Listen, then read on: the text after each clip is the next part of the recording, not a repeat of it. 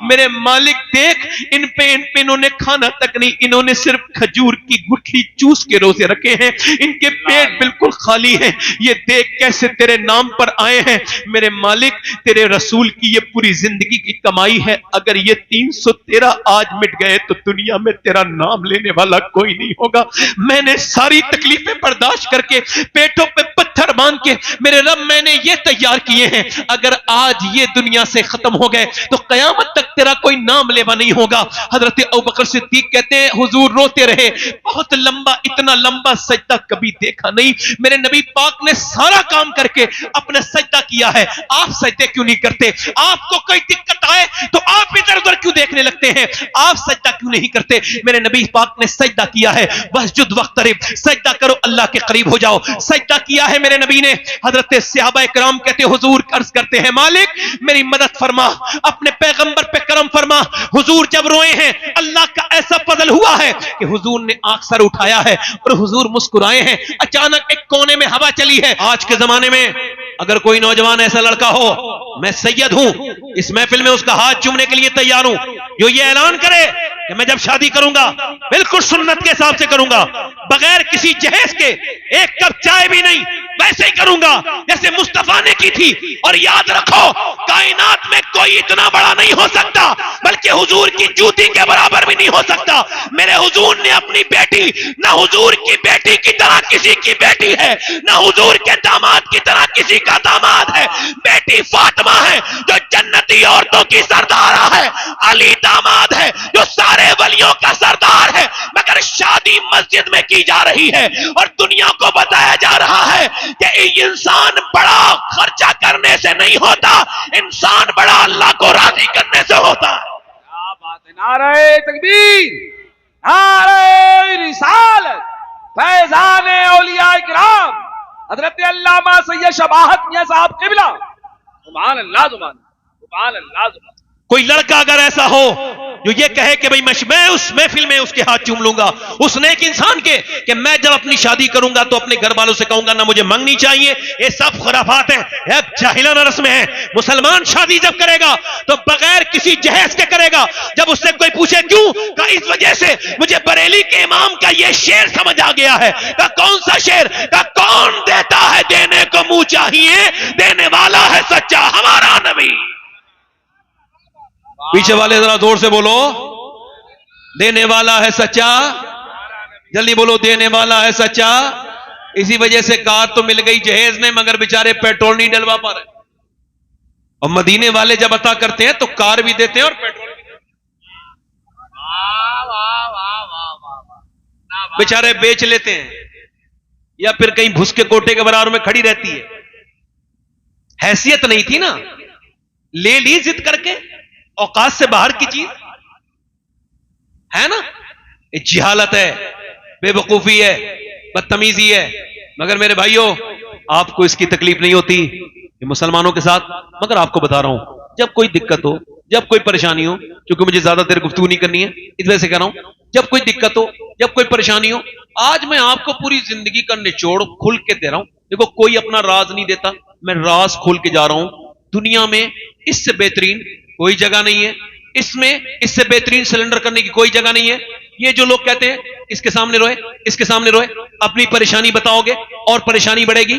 مولا علی فرماتے ہیں سب کے سامنے رو گے، فرماتے ہیں تو رب کے سامنے نہیں رو گے، اور رب کے سامنے رو گے تو سب کے سامنے نہیں رو گے۔ حضور کی سنت ہے۔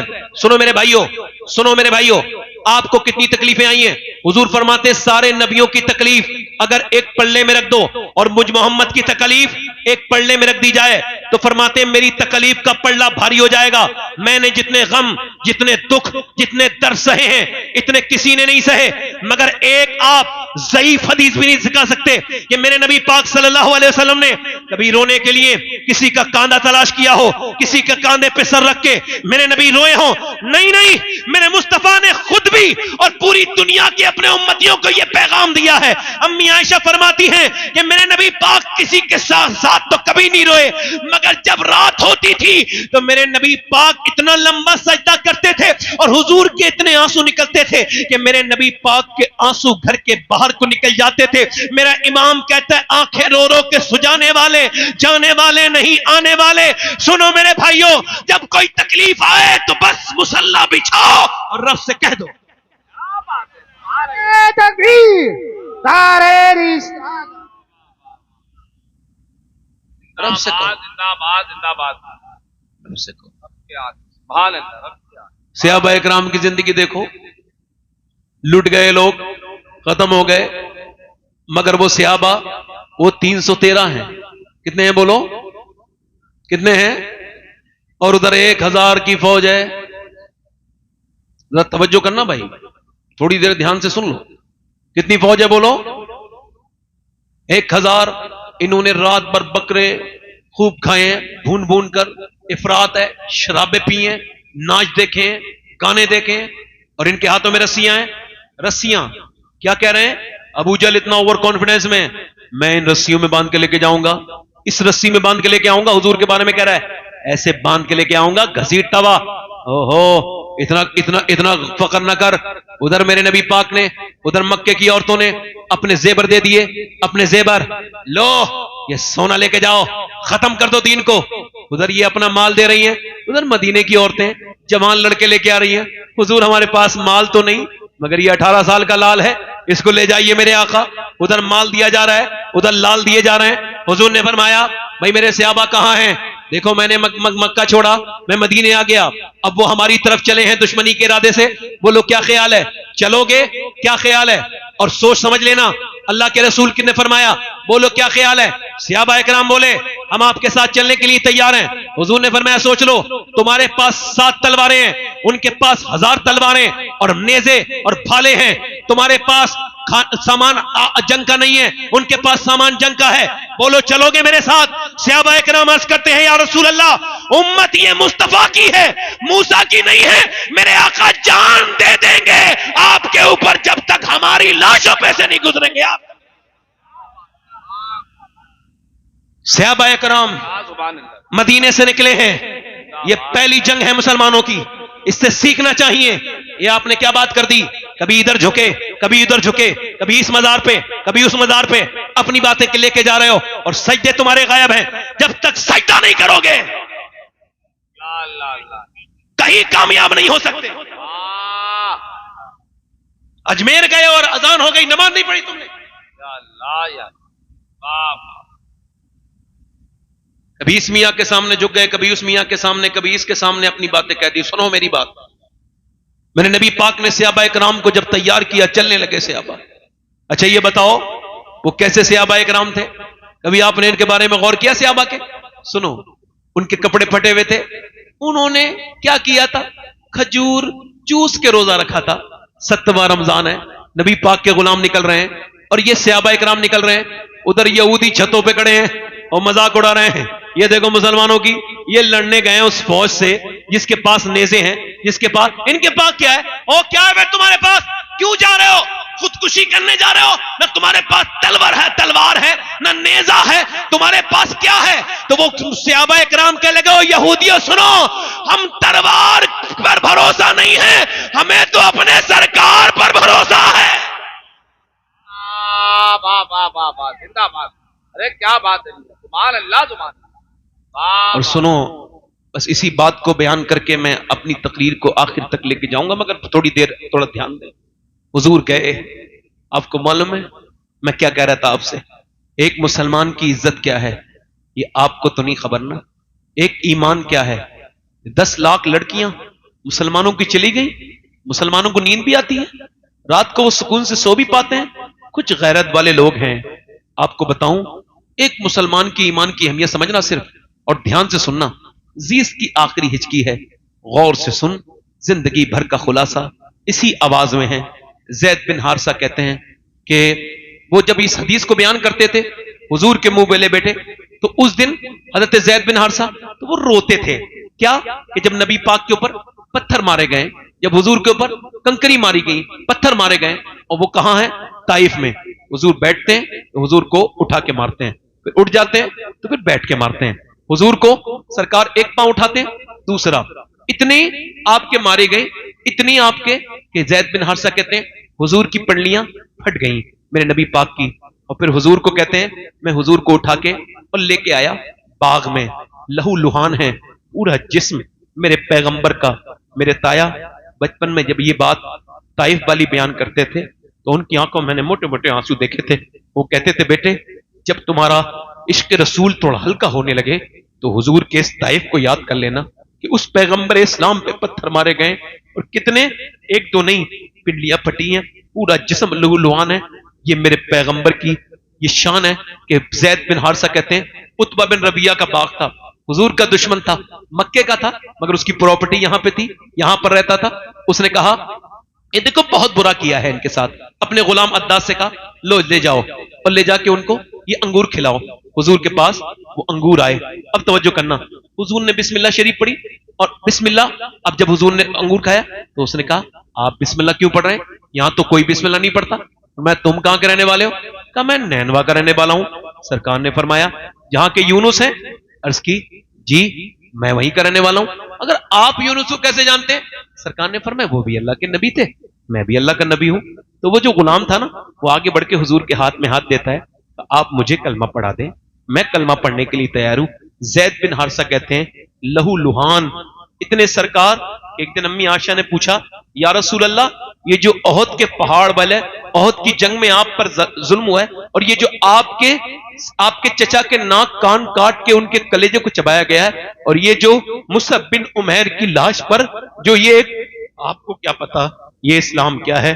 مصعب بن عمیر آپ کو پتا ہے سب سے پہلے یہ ہجرت کرنے والے مکے سے مدینے کی پہلا مہاجر، یہ ایسا کپڑا پہنتا تھا اس کی ماں ایک بار پہننے دیتی تھی پھر دوسری بار نہیں، مگر جب جنگ احد میں گئے نا تلوار لے کے تو صرف تہمت بنا ہے، ان کے پاس قمیض نہیں ہے، یہ آگے گئے اور شہید ہو گئے۔ اب عرض کر رہے ہیں صحابہ حضور کیا کریں، اس کا سر ڈھکیں یا ہم ان کے پاؤں ڈھکیں؟ اللہ کے رسول صلی اللہ علیہ وسلم کے غلاموں، پیغمبر اسلام کے دیوانوں سنو، حضور نے فرمایا میرے ان کا آپ ایسا کرو سر کی طرف سے ڈھکو اور پاؤں پہ گھاس ڈال دو۔ حضرت امیر حمزہ کے پورا کفن نہیں ہے اور یہاں سے ڈالو، ہم کو کیا خبر ہے، ان کے سر ڈھک دو اور پاؤں پہ ان کے گھاس ڈال دو۔ مگر میرے پیغمبر اسلام کے دیوانوں سنو، میرے نبی پاک نے فرمایا عائشہ اس احد والے دن سے سخت دن تھا جب میں طائف میں گیا تھا اور میرے اوپر پتھر مارے تھے، 80 کلومیٹر دور میرے نبی پاک پیدل گئے تھے اور انہی زخموں کے بعد 80 کلومیٹر دور واپس بھی آئے تھے۔ جب اس عداس نے یہ کہا نا غلام نے کہ میں کلمہ پڑھنے کے لیے تیار ہوں، تو میرے نبی پاک زید بن حارثہ کہتے ہیں اتنے زخموں کے باوجود حضور مسکرانے لگے، میرے سرکار مسکرانے لگے۔ یعنی ایک آدمی ایمان لایا ہے تو میرے نبی پاک اتنے زخموں کے بعد مسکرائے ہیں۔ یہ بتاؤ جب کوئی یہ کہتا تھا کہ بھئی اس کو رات کو نیند نہیں آتی تو مجھے بھی نیند نہیں آتی، لوگ کہتے ہیں شاعری ہے، مگر قرآن نے کہا عزیز علیہ ما عنتم حریص، تمہارا مشقت میں بھی پڑ جانا میرے محبوب پر گراں گزرتا ہے۔ حضرت مفتی احمد یار خنیمی فرماتے ہیں کہ جب امتی کے پاؤں میں کانٹا لگتا ہے تو میرے نبی کو تکلیف ہوتی ہے۔ آج یہ کون سا دن ہے؟ یہ بدر کا دن ہے، وَلَقَدْ نَصْرَكُمُ اللَّهُ بِبَدْرٍ وَأَنْتُمْ أَذِلَّةٌ، یہ بدر والا دن ہے۔ ایک کون سا بدر والا دن ہے کہ 313 ایک طرف کھڑے ہیں، ایک طرف 1000 کھڑے ہیں، یہ پوری رات انہوں نے کھایا ہے، پیا ہے، سوئے ہیں، دنائے ہیں، اور ادھر یہ صحابہ پوری رات عبادت کرنے والے ہیں۔ انہوں نے پیغمبر اسلام نے آج سجدے میں سر رکھا ہے، جہاں مسجد عریش ہے اس وقت میں سر سجدے میں رکھ دیا ہے۔ حضرت ابوبکر صدیق کہتے ہیں میں نے حضور کی چادر دیکھی اس سر سے نیچے گر رہی ہے، میں پھر چادر رکھ دیتا ہوں، مگر حضور کے جو آنکھوں کے آنسو ہیں نا اس سے بدر کی ریت بھیگنے لگی ہے۔ میرا امام کہتا ہے آنکھیں رو رو کے سجھانے والے، جانے والے نہیں آنے والے، آنکھیں کچھ کہتی ہیں تجھ سے پیغام، او درے یار کے جانے والے۔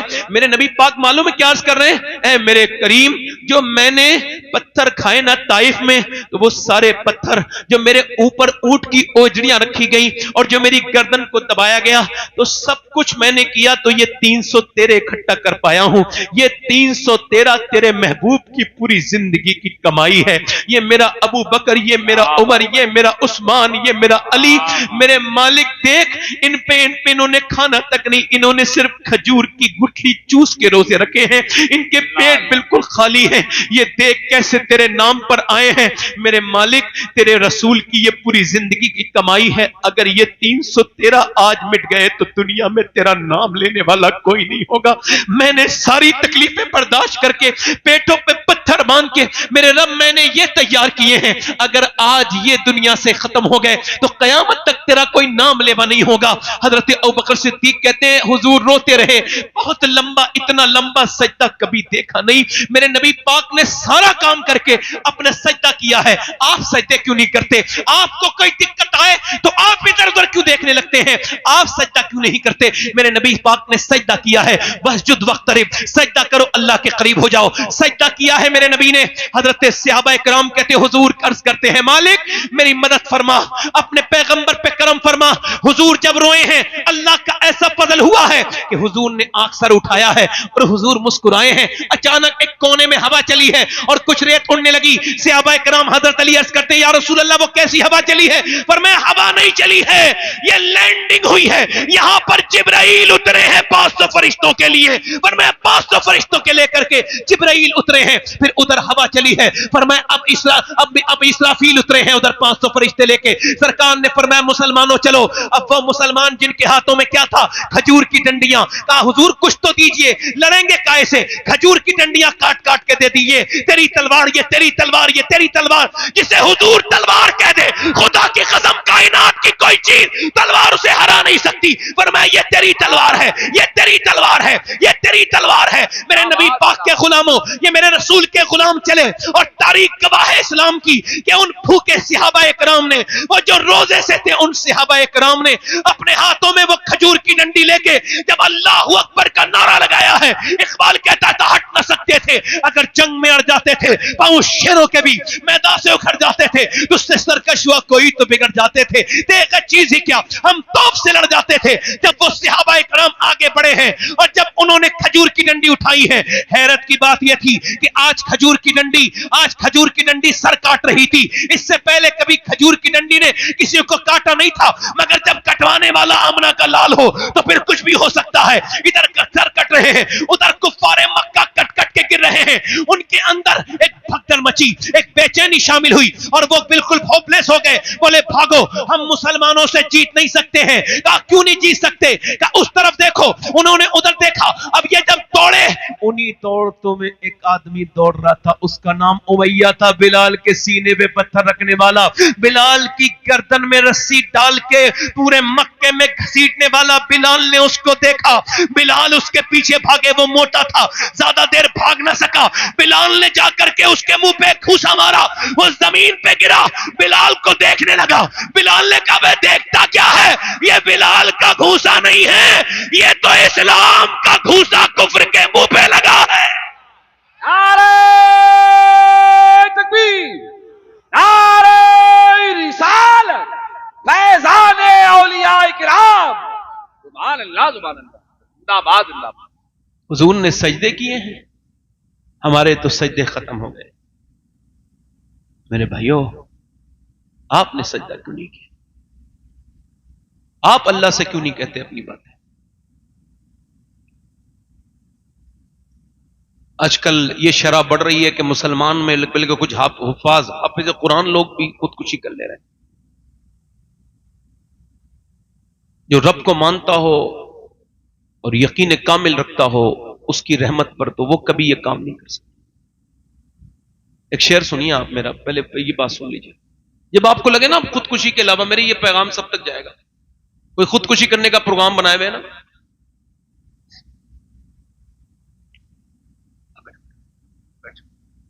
जब खुदकुशी का कोई प्रोग्राम बना लेना कि आप कोई सूरत ही नहीं है, डिप्रेशन का बहुत हाई लेवल है, कोई सूरत नजर नहीं आ रही, एक इलाज बता रहा हूं।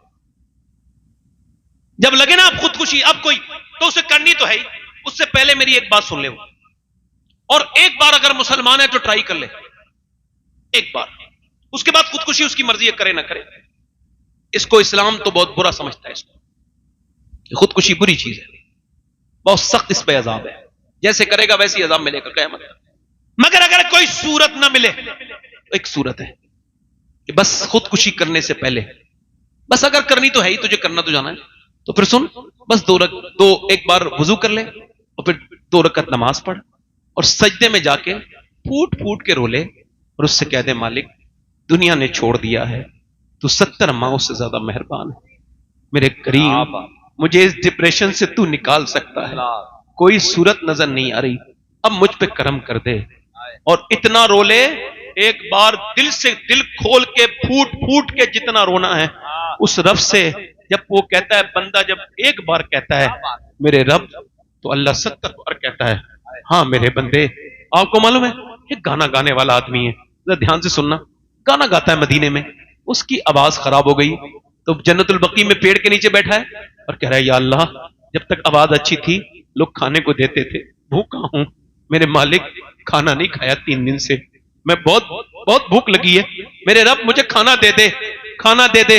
हजरत उमर सो रहे थे, अल्लाह ने ख्वाब में उनको ये हातिफ गैब से आवाज आई, ए उमर जा मेरा बंदा खाना मांग रहा है, उसे रोटी दे के आ जा। उमर फारूक आजम उठे, जा करके पहुंचे तो देखा जन्नतुल बकी में बैठा है। हजरत उमर दौड़ते हुए गए, भागते हुए गए, उसने देखा उमर मुझे पकड़ने आ रहे हैं, भागने लगे, ओ उमर मुझे माफ कर दो, भागने लगे। हजरत उमर कहा ठहर जा ठहर जा ठहर जा, मैं खुद नहीं आया हूं, जरा ठहर जा, मुझे भेजा गया है।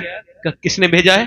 कहा मेरे रब ने भेजा है और कहा है उमर जा मेरा बंदा भूखा है, उससे वो खाना तलब कर रहा है, उसे खाना देखो। क्या मांगा है? खाना मांगा है। कितना करीम है वो, एक बार उससे कह के तो देखो कि मालिक मैं तेरे ही बंदा हूं, सिलेंडर करके देखो, बहुत गुनाह कर लिए हैं, उससे कहो मालिक कि हमको माफ कर दे। मेरा ईमान यह है एक सजदा तेरा मुकम्मल नहीं होगा कि तेरे दिल से ये दिल ख्याल निकाल जाएगा और तुझे रब करम कर देगा, क्योंकि ऐसा हो नहीं सकता कि कोई रब को पुकारे और रब उसके काम पे उसके काम। बहुत अच्छा, बहुत अच्छा, जिंदाबाद जिंदाबाद, सुभान अल्लाह सुभान अल्लाह सुभान।